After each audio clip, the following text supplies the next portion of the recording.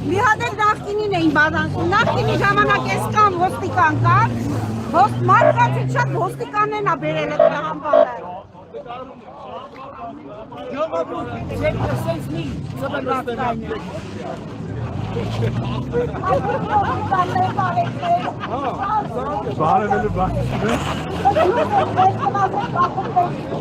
Ոստիկանները կողմած են մեզ մաշկանելու համար։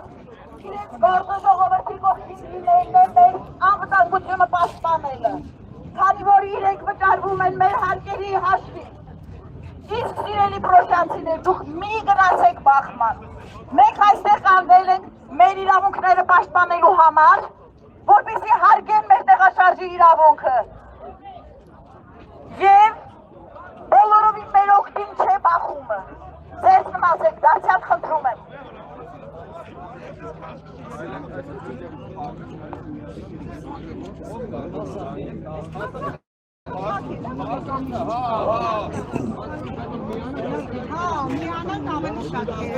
Էլի չետանք հասնենք դե ախպեր։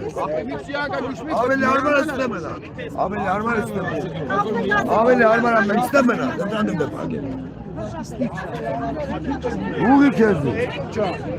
Արի առաջ։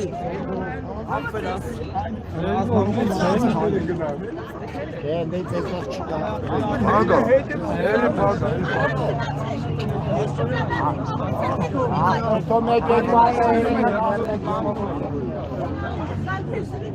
Փող իրաց ավտոներ ջարդելով էրանով էտար մի քանի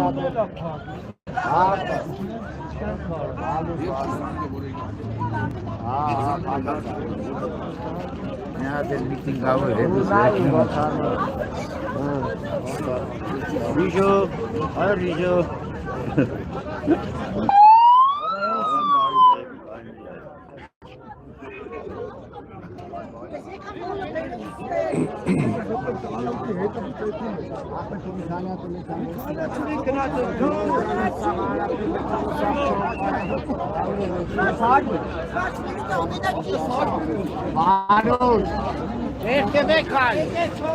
Ժողովուրդը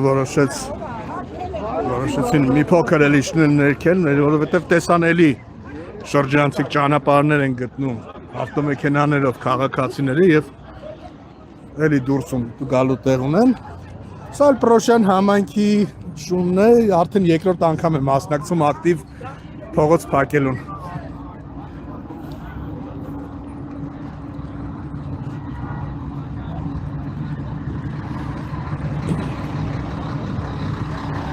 Տեսնում ենք ինչպես են սարից իջնելով գալիս մեքենաները, հիմա քաղաքացիները փորձում են այստեղ փակել այս հատվածը։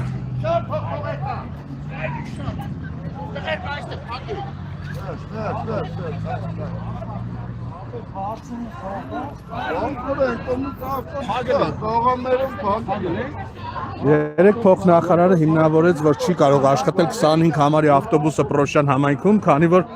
ըստ 2006 թվականի կառավարության որոշման Երևանի ավտոբուսները չեն կարող մարզեր սպասարկել, բայց պարզվում է, որ Երևան համայնքը Երևանը ավարտվում է հենց այստեղ,